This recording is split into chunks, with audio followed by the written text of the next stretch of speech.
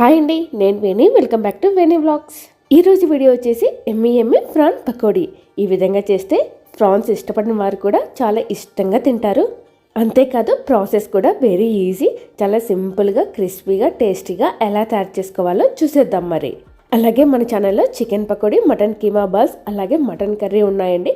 అంతేకాదు fish tawa fry, fish green masala, అలాగే fish curry కూడా ఉందండి. వాటి లింక్ని నేను ఎండ్ స్క్రీన్లో ఇస్తాను, ప్లీజ్ తప్పక చూడండి. ఎవరైనా మన ఛానల్ని ఫస్ట్ టైం కనుక చూస్తున్నట్లయితే సబ్స్క్రైబ్ చేసి పక్కనున్న బెల్ ఐకాన్ని క్లిక్ చేయండి. అలాగే వీడియోని కూడా లైక్ చేయండి. చూడండి, ఇలా ఒక రయ్యని తీసుకొని మధ్యలో ఒక బ్లాక్ కలర్లో ఒక లైన్ లాగా కనిపిస్తుంది కదా, ఇప్పుడు వాటిని తీసేయాలి. మధ్యలోకి ఇలా పొడవుగా ఘాటు పెట్టేసి ఇలా చాకుతో మెల్లగా తీసేయండి, వచ్చేస్తుంది. రొయ్యకి పై భాగంలో అలాగే కింది భాగంలో ఇలాగే ఉంటుందండి, కానీ కింది భాగం వచ్చేసి కొంచెం పతలాగా ఉంటుంది. కింది భాగంలో ఉన్న బ్లాక్ లైన్ని తీయాల్సిన అవసరం లేదండి, పై భాగంలో ఉన్న వాటిని మాత్రమే తీసేస్తే సరిపోతుంది.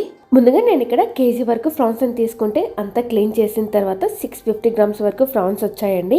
ఇక్కడ క్లీనింగ్ అనేది పసుపు, ఉప్పు, అలాగే కొంచెం లెమన్ వేసుకొని బాగా క్లీన్ చేసుకోండి. ఇంకా మీకు కొంచెం వాసన వస్తుంది అని అనిపిస్తే ఒక 2 స్పూన్ల వరకు జొన్న పిండిని యాడ్ చేసి బాగా కలుపుకున్న తర్వాత వాటర్తో మళ్ళీ ఒకసారి వాష్ చేయండి. ఇప్పుడు వీటికి మసాలా కోటింగ్ని రెడీ చేసుకుందాం. ఇక్కడ 2 స్పూన్ల వరకు శనగపిండిని, అదేవిధంగా 2 స్పూన్ల వరకు కార్న్ఫ్లోర్ని, రెండింటిని ఈక్వల్గా తీసుకోండి.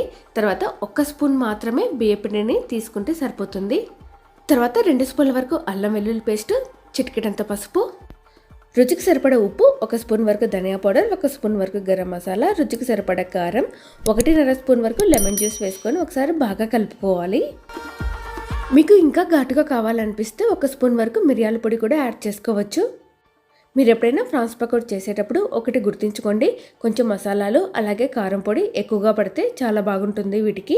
చూడండి, ఈ విధంగా బాగా కలుపుకున్న తర్వాత ఇప్పుడు వీటిని 1 గంట వరకు ఫ్రిడ్జ్లో కానీ లేకపోతే బయట కానీ ఉంచండి.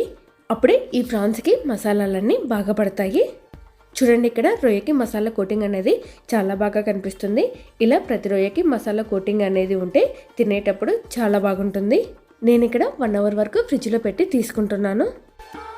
ఇప్పుడు డీప్ ఫ్రైకి సరిపడా ఆయిల్ పెట్టుకొని మ్యారినేట్ చేసుకున్న ఫ్రాన్స్ ఉన్నాయి కదా, ఇప్పుడు ఒక్కొక్కటిగా తీసుకొని మెల్లగా ఆయిల్లోకి డ్రాప్ చేయండి. ప్యాన్లో ఎన్ని పడతాయో అన్ని సరిపడా వేయండి. ఇక్కడ ఫ్రై చేసేటప్పుడు లో టు మీడియం ఫ్లేమ్ అడ్జస్ట్ చేసుకుంటూ మాత్రమే ఫ్రై చేయండి. హై ఫ్లేమ్లో పెట్టుకొని ఫ్రై చేస్తే పైన కలర్ మారుతుంది, లోపల ఫ్రాన్ అనేది సరిగ్గా ఉడకదు. వెంటనే వీటిని కదపకూడదండి. కాసేపటి తర్వాత కొంచెం కలర్ చేంజ్ అవుతుంది కదా, అప్పుడు ఒకసారి వీటిని టర్న్ చేయండి. చూడండి, ఎక్కడే కానీ ప్యాన్కి టచ్ అవ్వకుండా నీట్గా వచ్చాయి. అలాగే ఇవి బాగా ఫ్రై అవ్వడానికి కనీసం ఒక 7 నుంచి 8 మినిట్స్ వరకు టైం పడుతుందండి. చూడండి, కాసేపటి తర్వాత ఈ విధంగా కలర్ వస్తుంది, అప్పుడు వీటిని పక్కకు తీయండి.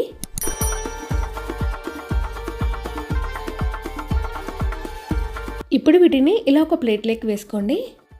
ఇంకా మిగతా ఫ్రాన్స్ ఉన్నాయి కదా, అవి కూడా ఈ విధంగానే సేమ్ ప్రాసెస్ అండి. లో టు మీడియం ఫ్లేమ్ అడ్జస్ట్ చేసుకుంటూ ఒక్కొక్కటిగా నెమ్మదిగా డ్రాప్ చేసుకోండి. ఒక 7 నుంచి 8 మినిట్స్ వరకు బాగా ఫ్రై చేసుకోవాలి. అంతే అండి, ఫ్రాన్స్ పకోడీ అనేది తయారైంది. ఇప్పుడు ఫైనల్ టచ్ అప్ అండి. ఇలా పచ్చిమిర్చిని, కరివేపాకుని ఫ్రై చేసుకొని వేసుకోండి. 1-2 తిందాం అనే లోపే ఈజీగా 1/2 కేజీ తినేయచ్చు. ఇలాంటి టేస్టీ నాన్ వెజ్ రెసిపీస్ ఇంకా కావాలనిపిస్తే మన ఛానల్లోకి వెళ్తే అక్కడ ప్లేలిస్ట్లో నాన్ వెజ్ రెసిపీస్ అన్నీ ఉంటుందండి. ఒకసారి ఈ ఫ్రాన్ పకోడాని కూడా ట్రై చేయండి, చాలా బాగుంటుంది, అందరికీ నచ్చుతుంది.